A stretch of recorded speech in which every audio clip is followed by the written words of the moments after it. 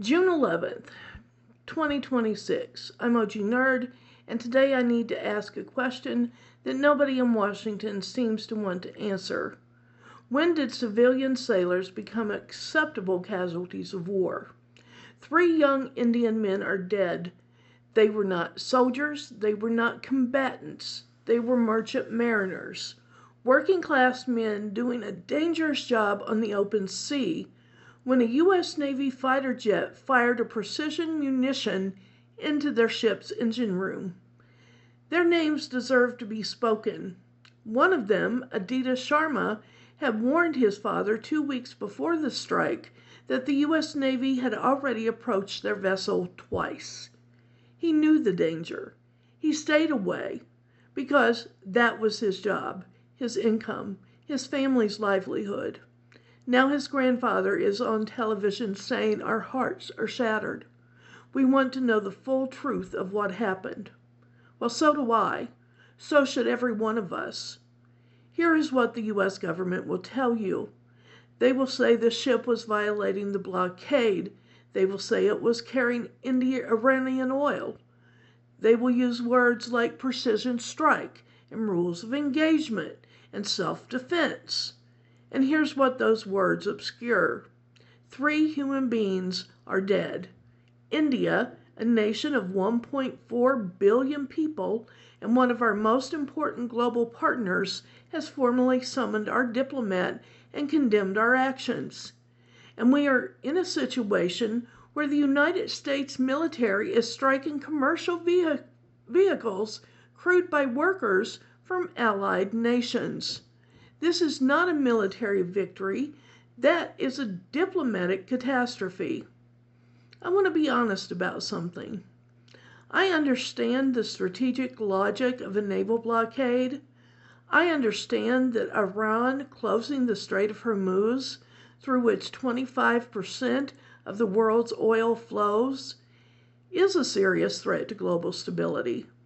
I'm not naive about the complexity of this conflict.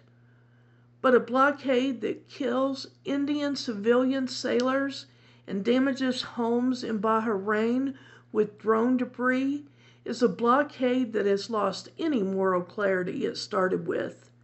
At some point, the means of war must be weighed against the ends we are supposedly fighting for. What are we fighting for exactly? Peace talks that are supposedly still ongoing? Both sides say a deal is within reach. The U.S. Defense Secretary says the bombs are meant to set the terms for the deal, not restart the war. I need someone to explain to me how killing civilian mariners from an allied nation sets the terms for peace. I believe in a simple principle. The test of any foreign policy is not how it looks in a Pentagon press release. The test is what it does to real human beings.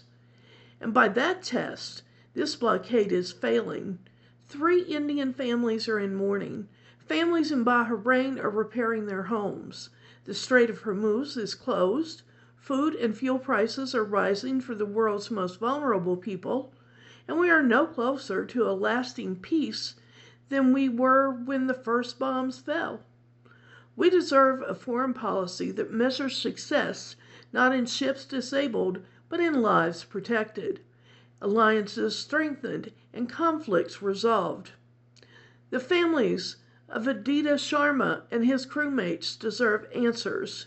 The Indian government deserves a full accounting. And the American people deserve an honest conversation about what we are doing in the Strait of Hormuz and at what cost. Because right now, the cost is being paid by people who had nothing to do with starting this war. I'm OG Nerd, and that is my take. Stay informed and stay sharp.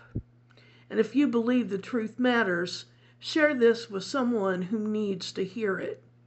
Join the conversation at OG Nerd After Dark, live on TikTok, 12:30 a.m. Eastern Standard Time. Thank you.